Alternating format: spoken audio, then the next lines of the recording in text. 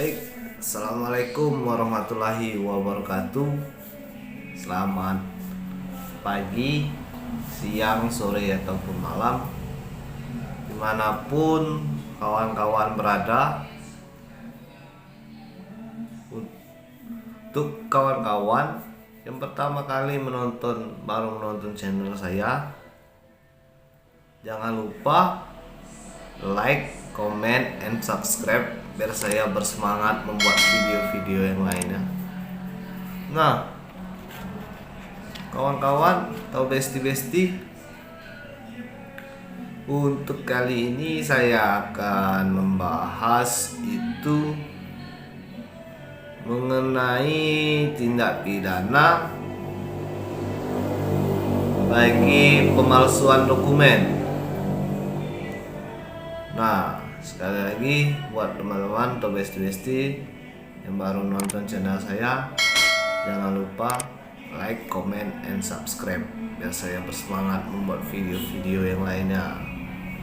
Nah, di dalam perspektif perundang-undangan Indonesia, administrasi kependudukan itu diatur di dalam Undang-Undang Republik Indonesia yang nomor 24 tahun 2013, kawan-kawan besti-besti, yang mana perubahan atas Undang-Undang nomor 23 tahun 2006 tentang administrasi kependudukan. Selanjutnya disebut Undang-Undang Administrasi Kependudukan. Nah, itu yang mengatur tentang administrasi kependudukan, kawan-kawan atau besti-besti. Nah, selain itu ada pun bentuk-bentuk dari dokumen kependudukan tersebut. Pada intinya meliputi antara lain nomor induk keluarga atau NIK, kartu keluarga atau KK, kartu tanda penduduk elektronik atau KTP L, akta atau surat nikah atau surat cerai, akta kelahiran atau akta kematian, akta pengesahan anak, pengangkatan anak, perubahan nama, dan perubahan status kewarganegaraan. Nah, itu bentuk-bentuk dokumen kependudukan, kawan-kawan atau besti-besti. Nah, sekilas untuk pemalsuan dokumen kependudukan itu memang tampak sangat sederhana dan sudah lazim terjadi. Namun demikian, meskipun kelihatannya sederhana, pemalsuan dokumen dapat menimbulkan dampak yang serius, kawan-kawan atau besti-besti. Nah, maksud dari dampak yang serius itu bisa terjadinya tindak pidana yang secara tidak langsung di tengah masyarakat. Nah, selain itu, kawan-kawan besti-besti, Direktorat Jenderal Kependudukan dan Pencatatan Sipil Kementerian Dalam Negeri Republik Indonesia itu sudah menyebut sanksi berat menanti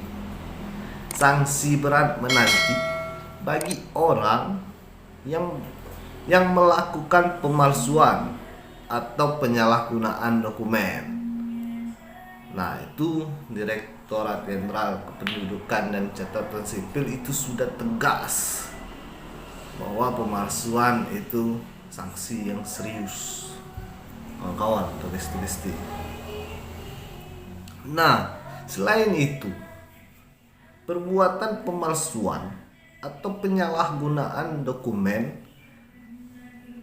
dapat juga dikenakan ancaman pidana, kawan-kawan atau besti-besti, yang mana ketentuannya itu sesuai dengan pasal 93 Undang-Undang Administrasi Kependudukan, yang mana menyatakan setiap penduduk yang dengan sengaja memalsukan surat dan atau dokumen kepada instansi pelaksana dalam melaporkan peristiwa kependudukan dan peristiwa penting dipidana.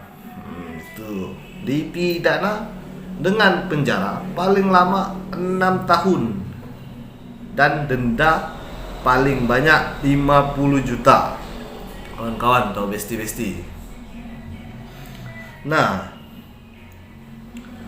selain itu juga setiap orang atau badan hukum yang tanpa hak mencetak, menerbitkan dan atau mendistribusikan dokumen kependudukan dipidana dengan pidana penjara paling lama 10 tahun.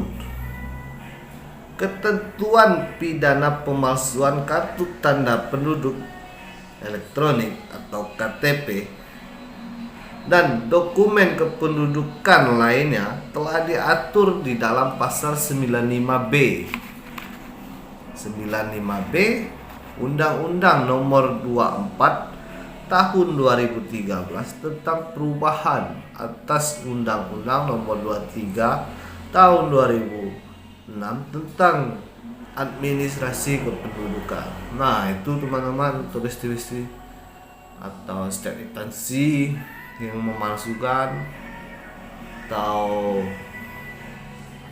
yang berbadan hukum itu bisa juga dikenakan yang pastinya.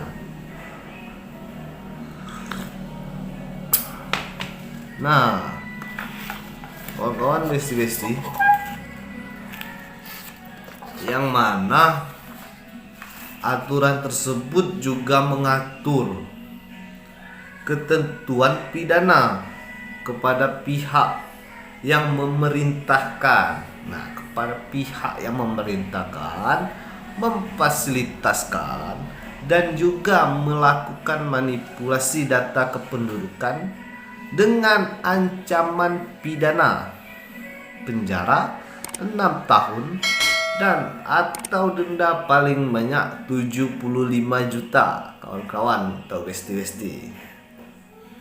Nah, itu undang-undang administrasinya kena, pidananya kena, kawan-kawan atau besti-besti. Nah, udah itu teman-teman atau besti-besti, ada pihak-pihak yang secara sengaja tanpa hak untuk mencetak, menerbitkan dan atau mendistribusikan dokumen kependudukan untuk kepentingan pribadi dan tentu saja merupakan tindak pidana dan akan segera ditindaklanjuti, kawan-kawan atau besti-besti. Nah, itu tadi kawan-kawan atau besti-besti. Jadi bagi kawan-kawan atau besti-besti yang merasa data kalian disebar, dimanipulasikan oleh pihak yang tidak bertanggung jawab, itu teman-teman atau besti-besti bisa langsung melapor dan itu akan segera ditindaklanjuti. Nah, sedangkan itu di dalam pasal 263 Kitab Undang-Undang Hukum Pidana yang menyebutkan barang siapa membuat surat palsu atau memalsukan surat yang dapat menimbulkan suatu hak, perikatan atau pembebasan hutang atau yang diperuntukkan sebagai bukti daripada suatu hal dengan maksud untuk memakai atau menyuruh orang lain memakai surat tersebut seolah-olah isinya benar dan tidak dipalsu, diancam jika pemakai tersebut dapat menimbulkan kerugian karena pemalsuan surat dengan pidana penjara paling lama 6 bulan. Nah, sedangkan di pasal 264 Kitab Undang-Undang Hukum Pidana itu juga menjelaskan pemalsuan surat diancam dengan pidana paling lama 8 tahun. Nah, teman-teman atau besti-besti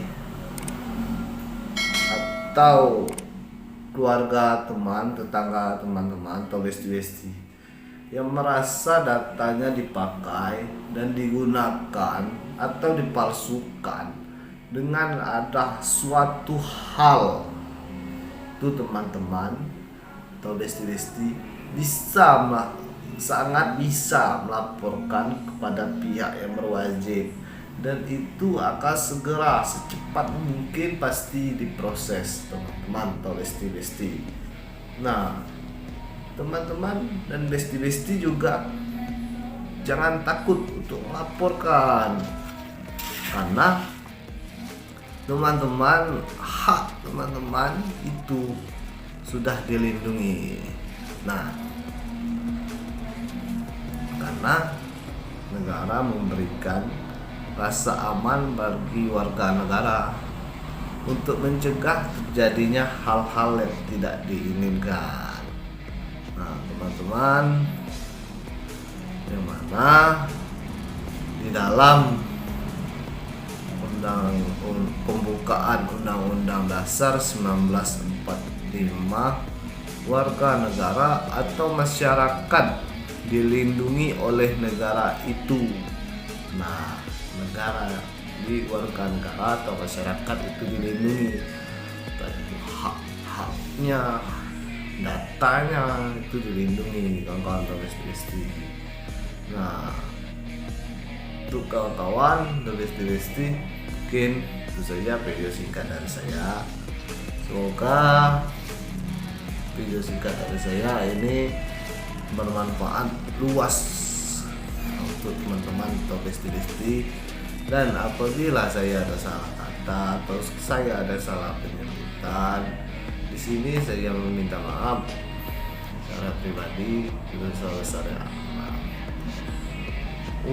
Mungkin kawan atau besti-besti, itu saja video penjelasan dari saya. Apabila saya ada salah kata, saya minta maaf. Pada Allah saya mohon ampun. Saya akhiri. Wassalamualaikum warahmatullahi wabarakatuh.